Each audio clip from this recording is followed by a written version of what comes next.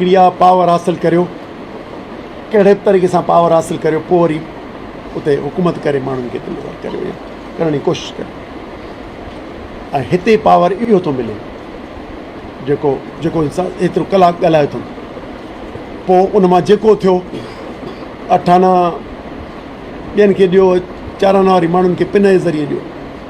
हीअ साईं त सिंध जी हज़ारां साला तारीख़, वतन, उन जी सुञाणप, जदीद 20वीं सदीअ में निज़ाम, उन जे तहत ते पंहिंजी क़ौमी तामीर करे मुख़्तलिफ़ इलाइक़नि मां लॾे आयल माण्हुनि खे चयो त बाबा तव्हांजा मफ़ाद हिन धरतीअ सां आहिनि, गॾिजी हिन खे ऑन करियो त पहिरियों हक़ु तव्हांजो तस्लीम थिए त तरक़ी करियो।